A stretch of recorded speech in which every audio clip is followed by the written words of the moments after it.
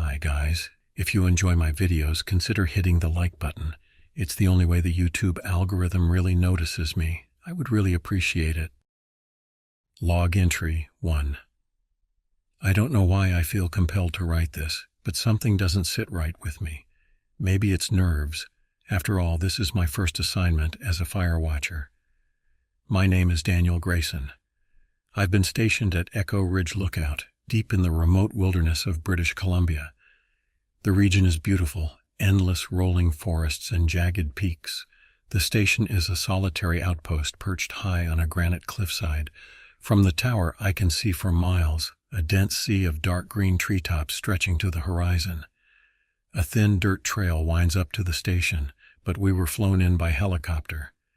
I say we because I'm not alone. There's another watchtower about 2 miles west of mine. They assigned 2 others to this rotation, Owen Carter and Jeremy Lang. We're responsible for coordinating and reporting any wildfires in the area. The first day here was uneventful. I spent most of my time unpacking, familiarizing myself with the equipment, and trying to adjust to the silence. It's eerily quiet out here.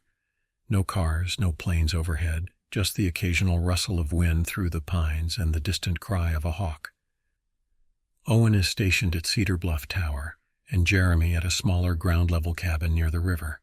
We each have radios for communication, and we're supposed to check in with each other twice a day. Log entry 2. It's been 5 days now.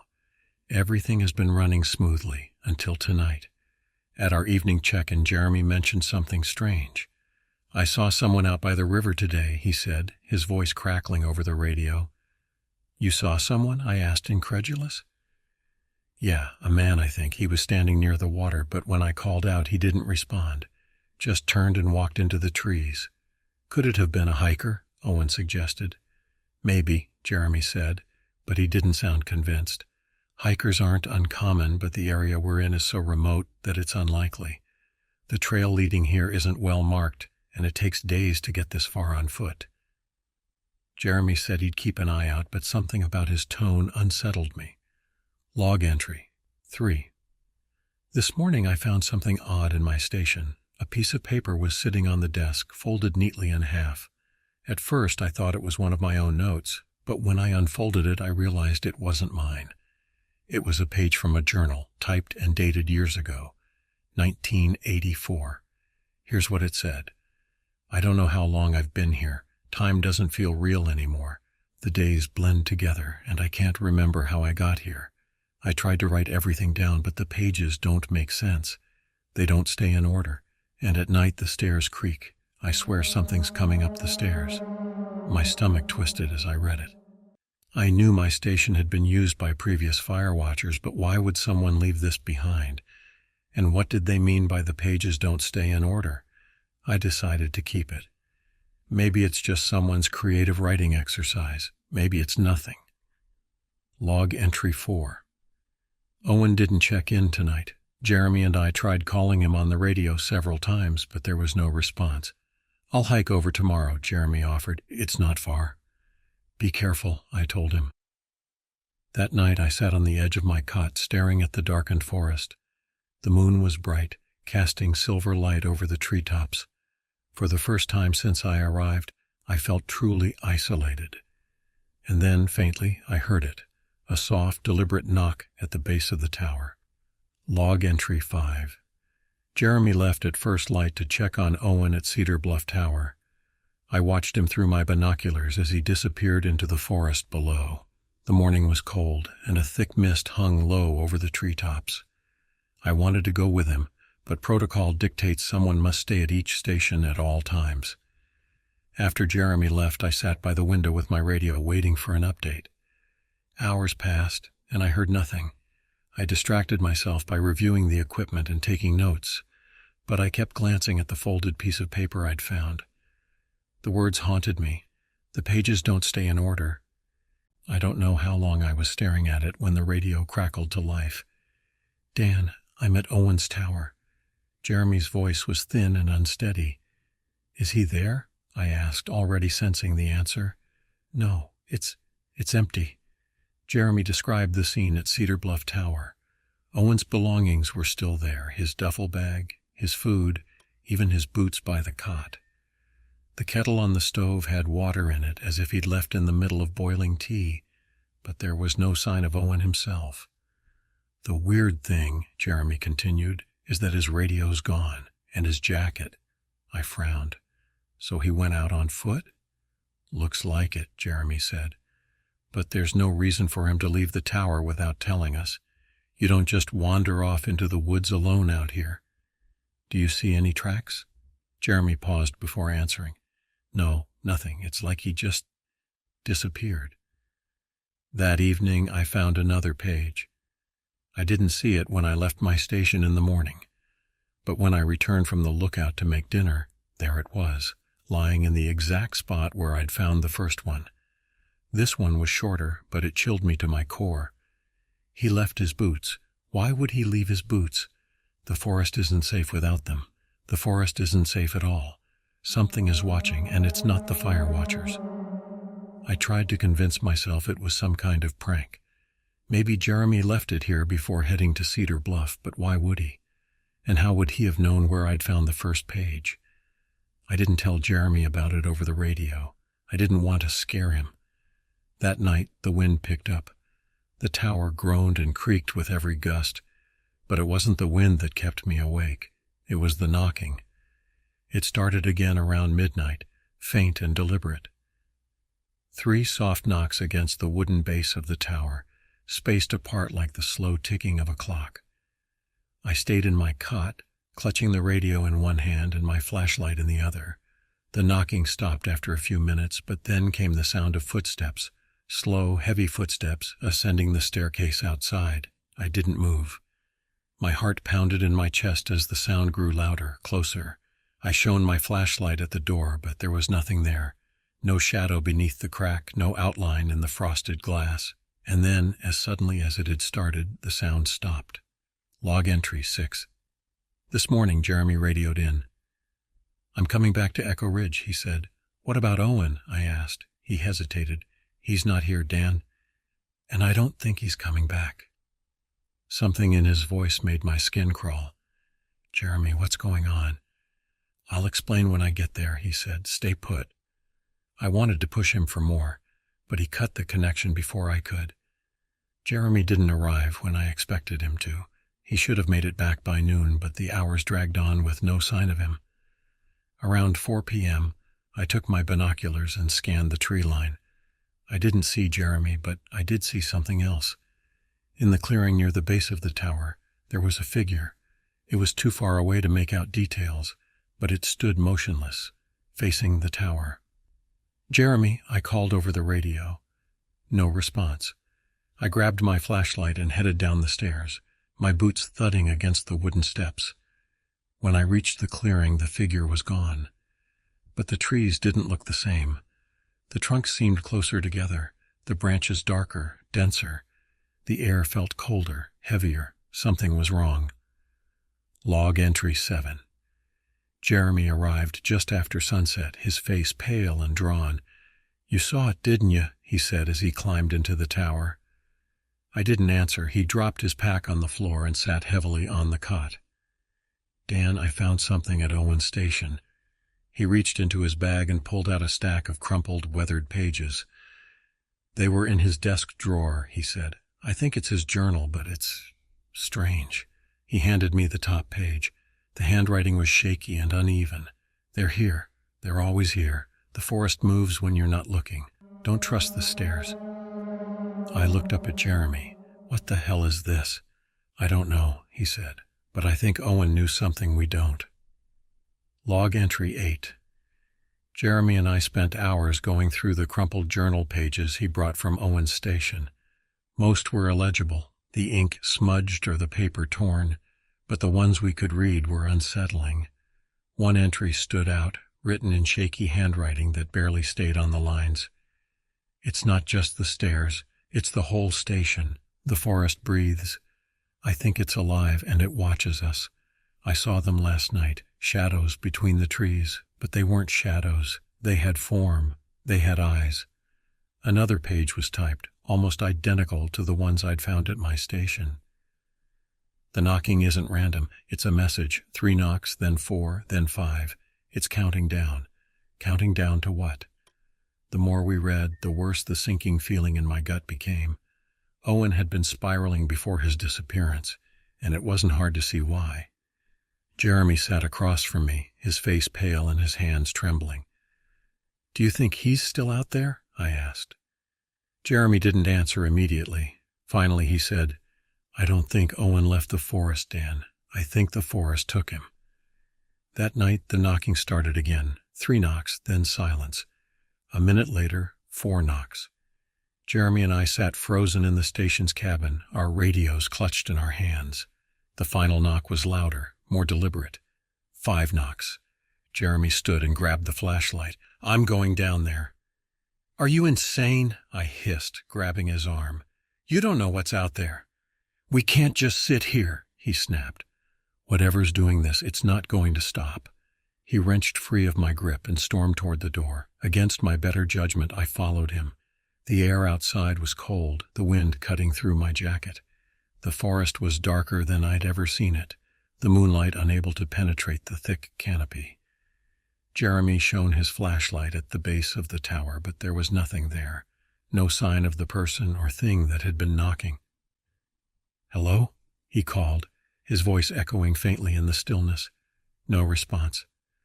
I felt it before I saw it, a presence, heavy and oppressive, pressing down on my chest. My skin prickled, and the hair on the back of my neck stood up. "Jeremy," I whispered, "we need to go back inside." But Jeremy's flashlight had caught something, a faint glimmer of movement in the trees. "There," he said, pointing. "Do you see it?"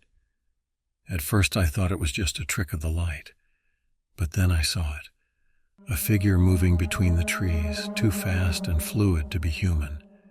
Its outline was indistinct, shifting like smoke, but its eyes were unmistakable, 2 glowing pinpricks of light that cut through the darkness. Jeremy froze, the flashlight trembling in his hand. "Run," I whispered. We bolted up the stairs, our boots slamming against the wooden planks. I slammed the door shut behind us and locked it, though I knew it wouldn't do much good. Log entry 9. Jeremy hasn't spoken since we got back inside. He's sitting by the window, staring into the dark forest. "It's watching us," he said finally, his voice barely audible. "It's always watching." I didn't know what to say. He was right. We spent the rest of the night in silence, listening to the wind and the faint rustling of the trees. When dawn broke, I ventured outside to see if there was any evidence of what we'd seen. At the base of the tower, I found something chilling. Footprints. They weren't human, nor were they animal. The prints were long and narrow, like elongated hands with claws at the tips of each finger. They circled the tower, then disappeared into the forest. When I showed them to Jeremy, he went pale. "We need to leave," he said. "And go where?" I shot back. "We're miles from anywhere, and the only way out is by helicopter. If we try to hike out, we'll never make it." Jeremy didn't respond. He just kept staring at the prints, his jaw clenched. Log entry 10. Later that day, I found another page. This one wasn't typed or handwritten. It was carved into the desk in jagged letters. "Don't trust him." I didn't know what it meant or who it was referring to, but it filled me with dread. That night, Jeremy started acting strange. He kept pacing the room, muttering under his breath. "What's wrong?" I asked. He stopped and looked at me, his eyes wide and frantic. "We're running out of time, Dan. The countdown, it's almost at 0. I didn't know what he was talking about. "The knocks," he said. 3, 4, 5, it's counting down. Don't you get it? We're next. Log entry 11.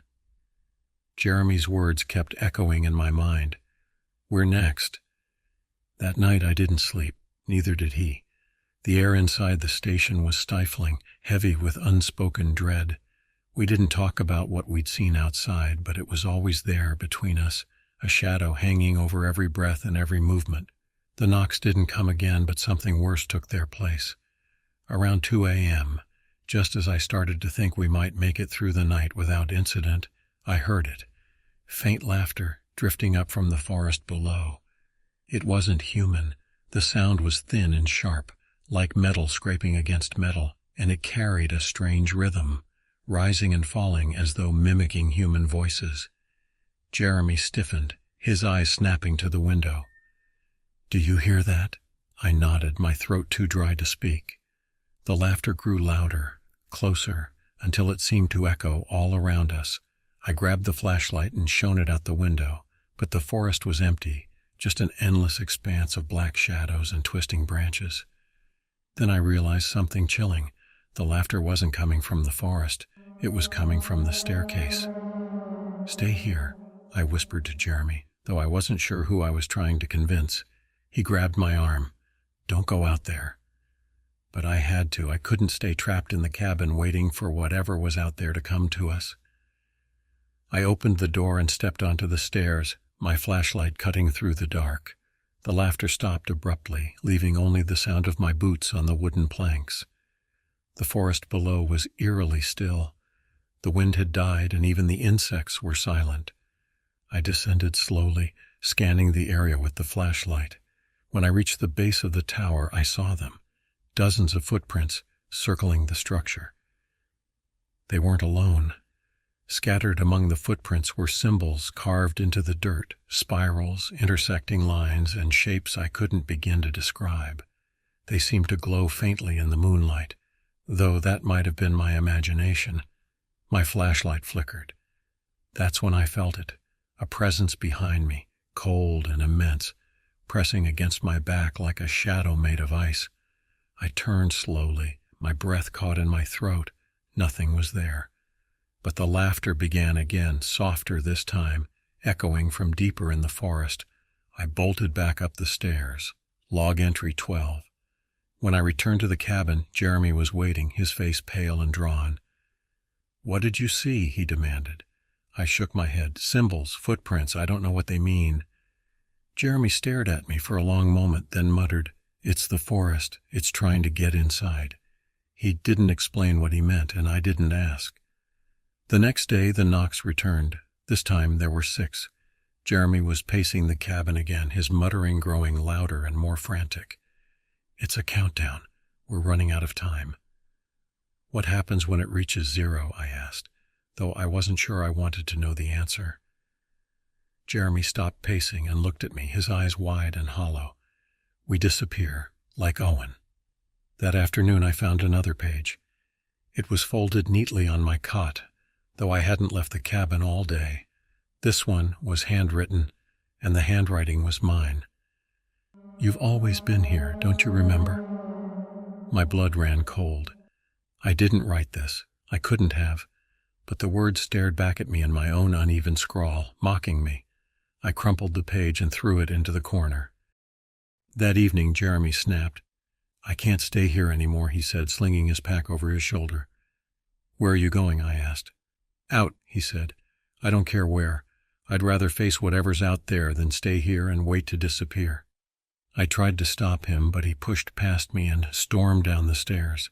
I watched him disappear into the forest, his flashlight bobbing through the trees until it was swallowed by the darkness. That night, I was alone in the station. The knocks came again, 7 this time, louder and more insistent. I didn't answer. The wind picked up, rattling the windows and howling through the trees, and then I saw it. A figure standing at the edge of the clearing, its outline barely visible in the flickering beam of my flashlight. It wasn't Jeremy. It wasn't human. Its limbs were too long, its posture too hunched, its head tilted at an unnatural angle, and its glowing eyes pierced through the darkness, unblinking. I froze, unable to move as it took a single step forward. Then another, and another. Log entry 13. It's been 3 days since Jeremy left. 3 days since I last saw him vanish into the forest. 3 days of silence. The knocks have continued. 7 the night after he left, then 8, then 9. Each knock feels heavier, like a clock ticking down to something inevitable. And last night the figure came closer. It stood at the base of the stairs, just out of reach of the flashlight's beam.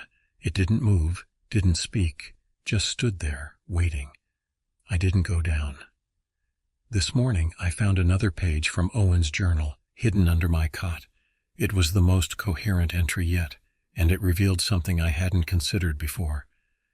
It doesn't matter how far you run. The forest isn't a place, it's a thing.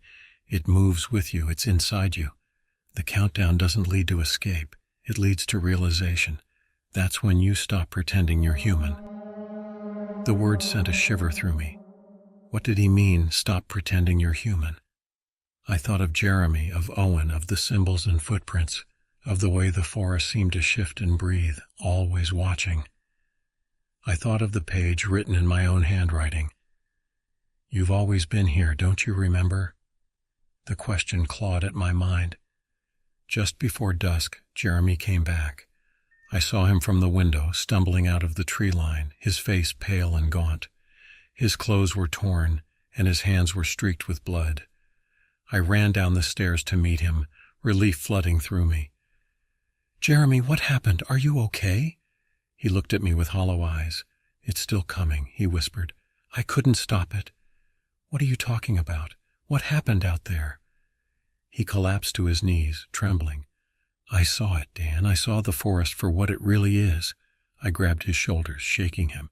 What does that mean? Tell me. He looked up at me, tears streaming down his face. It's not just watching us. It's making us. It's changing us. That night, Jeremy wouldn't speak further. He sat by the window, staring out into the forest, his eyes glazed over. The knocks came again, 10 of them this time, louder than ever. Jeremy flinched with each knock, clutching his head and muttering under his breath. I tried to console him, but he pushed me away. You don't understand, he said, his voice barely a whisper. You're part of it too. You just don't know it yet. What are you talking about? I demanded. He looked at me, his face filled with a mixture of pity and fear. The countdown isn't just for me, Dan. It's for both of us. In the early hours of the morning, I found another page on my desk. This one wasn't typed or handwritten. It was carved directly into the wood, the letters deep and jagged. 0 is the end. 0 is the beginning. When I woke up, Jeremy was gone. I found his radio on the floor, its casing cracked. His pack was missing, but his boots were still by the door. I searched the area around the tower, calling his name, but there was no sign of him. As I climbed back up the stairs, I noticed something carved into the railing, symbols like the ones I'd seen in the dirt. They glowed faintly in the early morning light, pulsing like a heartbeat. That night, I finally understood. The knocks came again, louder and more insistent, 11 this time. I sat by the window, staring out into the dark forest, my body numb with fear. And then it came. The figure stepped into the clearing, its glowing eyes fixed on me. But this time it wasn't alone. Behind it were dozens of others, their forms shifting and indistinct, their eyes burning like embers. They surrounded the tower, their presence suffocating. I felt it then, a pull deep in my chest, like a thread being unraveled. The journal was right. The forest wasn't just a place. It was alive, and it was inside me. The countdown wasn't leading to escape. It was leading to transformation. Log entry 14. I don't know what I am anymore. The knocks have stopped. The figures are gone. But when I look at my reflection in the window, I don't recognize the face staring back. The forest is quiet now, but it's not peace. It's acceptance. If you're reading this, don't come looking for me. Don't come looking for any of us. The forest doesn't let go. I'm writing this while Lila sleeps, her camera still clutched in her hand like it's an extension of her. I don't know why I feel the need to get this down, but something about today won't leave me alone. Maybe it's the way the forest seemed to hold its breath, or the look on that deer's face. But I'm getting ahead of myself. This morning started like any other day here, quiet and calm. The cabin's creaky floors woke me up before sunrise, and Lila was already bustling in the kitchen. She was flipping through her camera's memory card, muttering about overexposed shots while pouring coffee with her free hand. "We should try something new today," she said without looking up. I didn't argue. I knew what she meant. She wanted something off the beaten path. That's her thing, always pushing boundaries, finding the edges of comfort. Me? I like the known, the safe. But for her, I pulled out that map we picked up at the gas station, the one we'd both laughed about because it looked like it had been drawn in the 80s. That's how we found the Sunshadow Trail. The map showed it looping around a lake called Seraphine. It wasn't in any guidebook or on the park's official website, but the path seemed straightforward enough. Lila was thrilled. I, on the other hand, felt a little uneasy. Something about the trail being so obscure didn't sit right with me, but I couldn't say no to her. It took us nearly an hour to find the trailhead, and even then I wasn't sure we were in the right place. No parking lot, no sign of other hikers. Just a wooden post with a small, rusted plaque that read, Sunshadow Trail. "Looks legit," Lila said, adjusting her backpack with a grin. I didn't share her enthusiasm. The forest around us felt heavy, like the air was thicker here. The sunlight barely reached the ground, filtered through layers of ancient towering pines. But I didn't want to ruin the mood, so I followed her in. The first stretch was peaceful, even beautiful. The trail wound gently around the lake, which sparkled in shades of blue I didn't know existed. The air smelled of pine and damp earth, and the only sounds were our boots crunching on the dirt and the occasional chirp of birds. Lila was in her element, snapping pictures every few feet. I trailed behind, letting her pace set the rhythm. "Ethan, look at this," she called, pointing to a patch of wildflowers blooming in a riot of colors. I smiled and nodded, but I couldn't shake the feeling that we weren't alone. It wasn't anything I could see or hear, just a sensation like being watched. About an hour in, it happened. We were rounding a bend when Lila suddenly stopped short. I almost ran into her back. "Ethan, look," she whispered. Standing in the middle of the trail, no more than 10 feet away, was a deer. At first I thought it was just curious, the way animals sometimes are. But as I looked closer, something about it felt wrong. It was skinny, almost emaciated, with patches of fur missing from its flank. Its head was tilted at an odd angle, and its mouth hung open, drool dripping onto the dirt. "Poor thing," Lila murmured, pulling out her camera. I reached for her arm. "Don't get too close. It could be sick." She didn't listen, of course. She stepped closer, snapping pictures while I stood frozen. The deer didn't move. It just stared at her, then at me, its eyes glassy and black. And then it made this sound, a wet, choking gasp.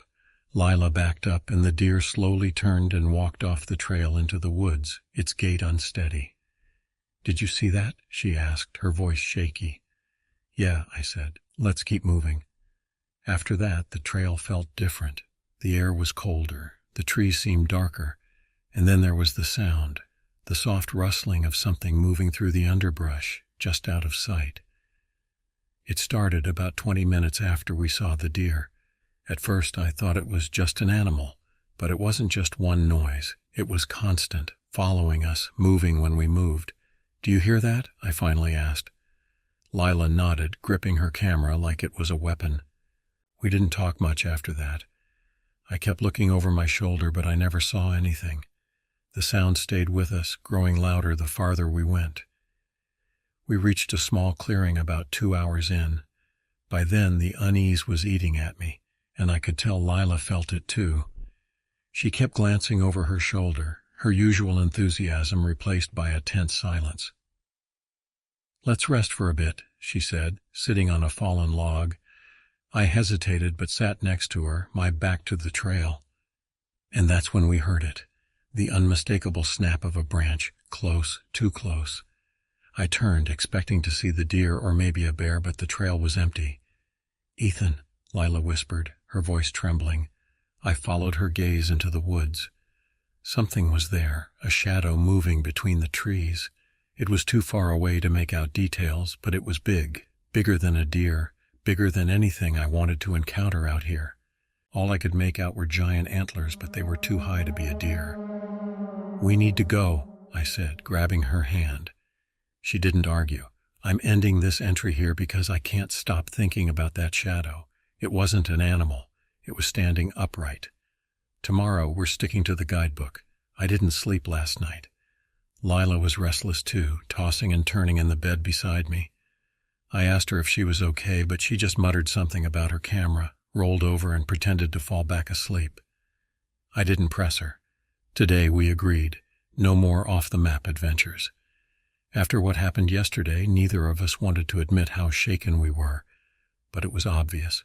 The plan was simple: take an easy trail, stay close to populated areas, and enjoy the final full day of our trip. We picked a popular loop near Pinehaven Falls, just a short drive from the cabin. It was everything we needed: scenic, crowded, and safe. We even passed a park ranger at the trailhead. Still, something didn't feel right. About halfway through the hike, we stopped for lunch at a viewpoint overlooking the falls. Lila was unusually quiet, picking at her granola bar. "What's on your mind?" I asked, trying to sound casual. She hesitated. "I think we're being followed." I froze. "What do you mean?" "I don't know," she said, her voice barely above a whisper. I feel it. Like yesterday. That sound, the movement in the trees, it's here." I wanted to tell her she was imagining things, that we were surrounded by other hikers and there was no way something could be stalking us. But I couldn't. I felt it too, the way the hairs on the back of my neck stood on end, the way the forest seemed too quiet despite the sound of the falls in the distance. We finished lunch quickly and started back. It was around the last bend before the trailhead when we saw it again. The deer. It stood in the middle of the path, blocking our way. This time it was worse. Its fur was matted with mud, its ribs protruded sharply, and its mouth hung open in that awful, unnatural way. The drool dripping from its mouth was tinged with red. "Ethan!" Lila's voice broke. The deer cocked its head at us the same way it had before. Its eyes were empty, like twin pools of ink. It didn't move, didn't make a sound, just stood there staring. I don't know what came over me, but I grabbed Lila's arm and started walking forward, shouting, "Go on, get out of here." The deer didn't flinch. I reached for the bear spray strapped to my belt. Before I could raise it, the deer finally moved, but not away. It stepped toward us, slow and deliberate, its legs moving in that drunken, jerky way. I backed up, pulling Lila with me. "We need to go," I said. She didn't argue this time. We scrambled off the trail, cutting through the underbrush to make a wide berth around the deer. It didn't follow us, but I could feel its eyes on my back the entire way. I don't know how to explain what happened out there. The deer wasn't just sick, it wasn't right. Animals don't act like that. Lila won't talk about it. She's been sitting at the kitchen table for the past hour, flipping through her photos. Every so often she'll pause and stare at the screen, her face pale. "Lila?" I asked earlier, trying to break the silence. She didn't look up.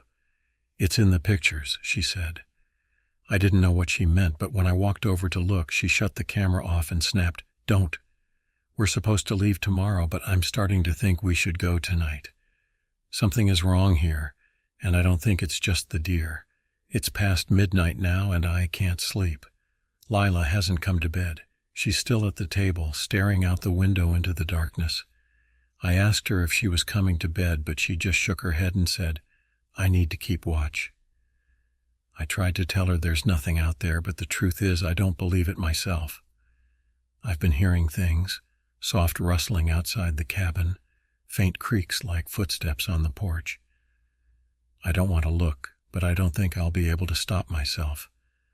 I'll write more in the morning, if there is a morning. I don't even know where to start. I'm not sure I want to write this, but I have to. If something happens to us, if anyone finds this, I want them to know what we saw. The noises started around 2 a.m. At first it was subtle, branches creaking in the wind, leaves rustling against the side of the cabin. I tried telling myself it was just the forest, but Lila wouldn't budge from her spot by the window. "It's out there," she whispered. I didn't ask her what she meant. I didn't want to know. Around 3 a.m. the sounds changed. The rustling grew louder, more deliberate. Footsteps, slow and heavy, circling the cabin. "Stay here," I told her, grabbing the flashlight and bear spray. "Don't go," she said, grabbing my wrist.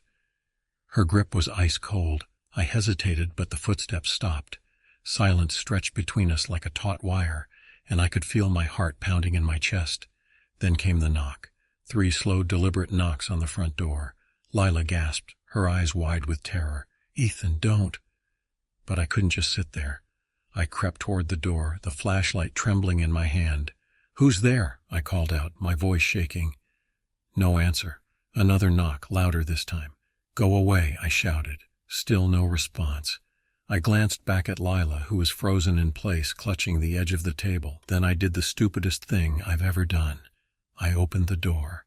The flashlight's beam cut through the darkness, illuminating the porch.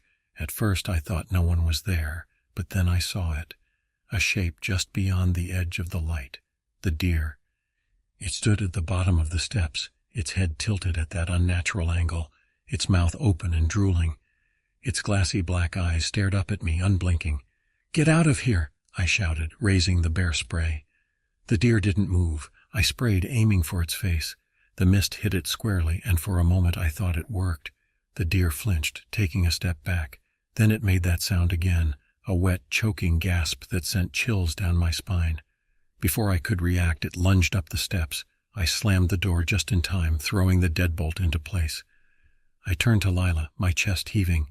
"It's the deer," I said. She shook her head, her face pale. "No, it's not." "What do you mean?" She pointed to the window. "Look." I followed her gaze and felt my stomach drop. There were more of them. Shadows moving through the trees circling the cabin.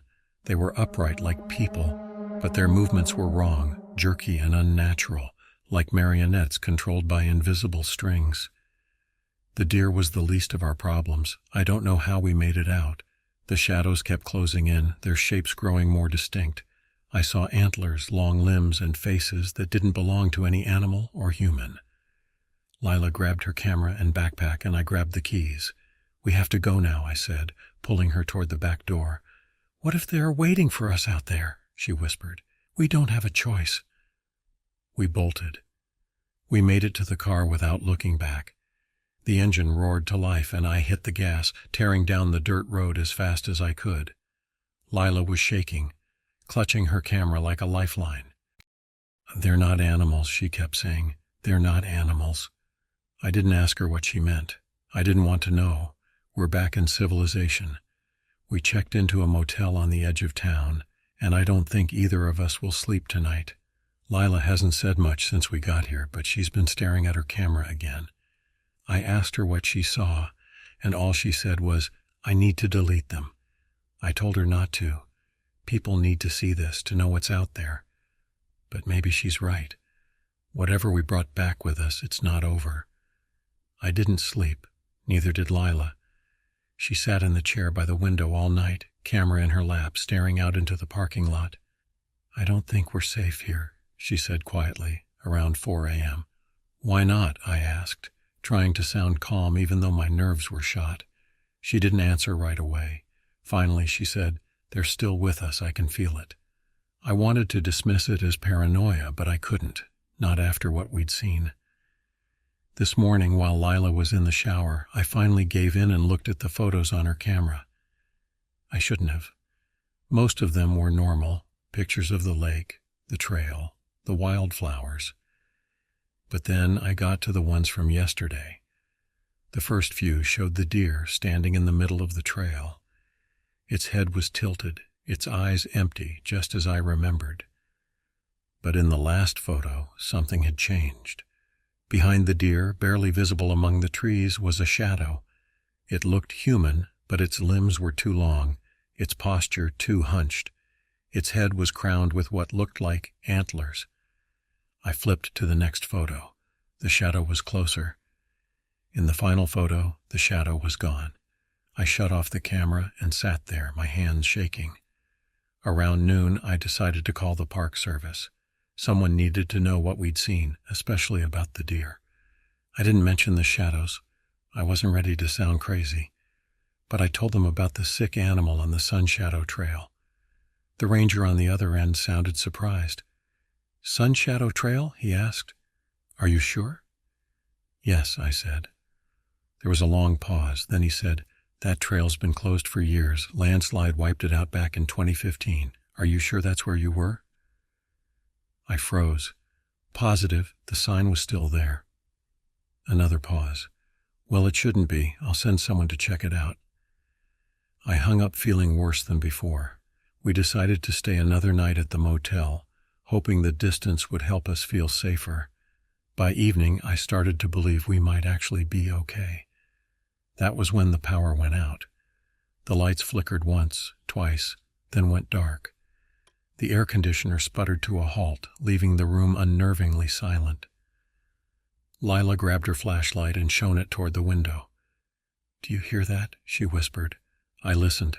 At first I thought it was just the hum of the highway in the distance, but then I heard it, a soft, wet gasping sound. It was coming from outside. Lila clutched my arm, her flashlight trembling. "Ethan, it's them." I moved to the window, pulling the curtain back just enough to peek outside. The parking lot was empty, except for our car. But in the distance, just beyond the edge of the lot, I saw something moving. Shadows flickering in and out of the dim moonlight. I didn't wait to see what would happen next. "We're leaving," I said, grabbing my keys. Lila didn't argue.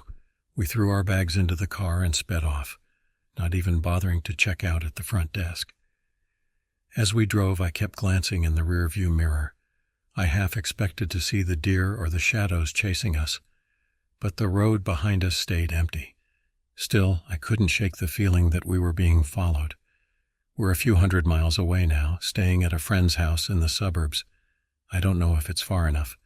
Lila refuses to talk about what happened. She deleted all the photos from her camera this morning without saying a word.